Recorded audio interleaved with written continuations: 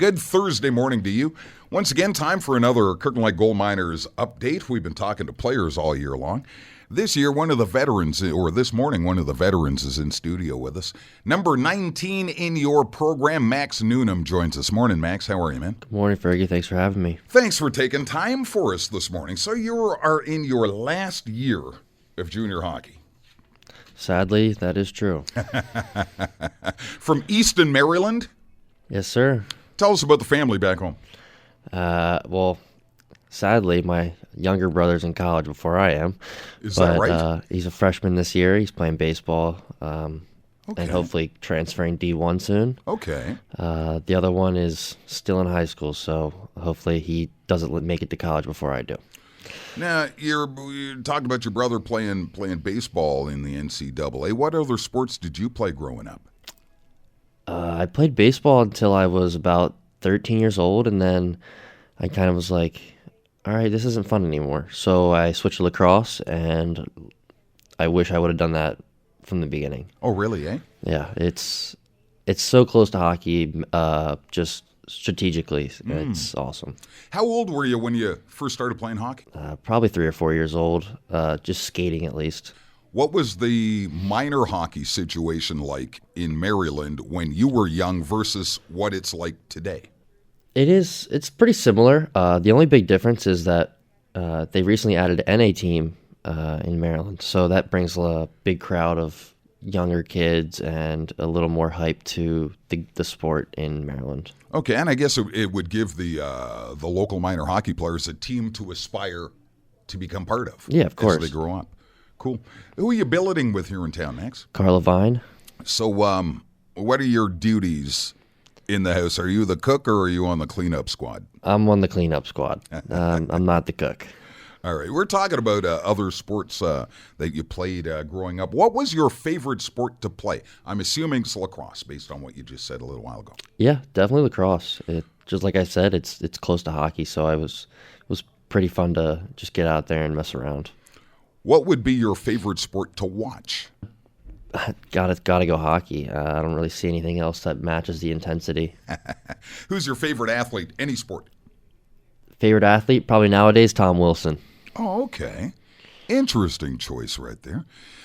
Some of the guys that have had in talk about different superstitions, most of the guys are a wee bit superstitious. Do you have any pregame rituals you go through? Not really. Just I'm a big OCD guy about taping my stick, so that's got to be perfect every game. That's pretty much it right now. Do you retape it for every game? Yes. That is weird. That's definitely my one pet peeve. Now, you had the opportunity, and congratulations to you. You had an NCAA D3 visit earlier this year. Let's talk a little bit about that. How'd the initial contact happen? So I actually they approached me when I was 16, and I told them I wasn't ready, obviously. So then I kind of lost contact with them for a few years, and then when we were at the showcase, he approached me again. Same guy, and it was crazy. So I decided, you know what, now's obviously the right time. So no matter what, I'm going to go on the visit, see how it is, get my feet wet, and see how it goes. So how was the visit? Describe the visit. How long were you on campus? I was only on campus for probably 12 hours. Okay. I got there real late one night, spent the night with one of the guys on the team in his apartment, went on my visit the next day, watched practice, and then I was out of there by 3 o'clock. Okay, so you got to meet a lot of the guys on the team. You got to meet the coaching staff. I'm assuming they gave you a tour of the facilities and whatnot? Yep. I'm imagining you had an idea or you had a vision of what would happen on that recruiting weekend. Did the reality match the anticipated scenario? Yeah, it was definitely eye-opening because it was a smaller school in Pittsburgh. Okay. It was my first one that actually meant something, right? So my future is dependent on these schools. So going there was definitely eye-opening. You see the daily life of what these guys go through, and it's not even Division I. So it's really eye-opening of what a student athlete goes through.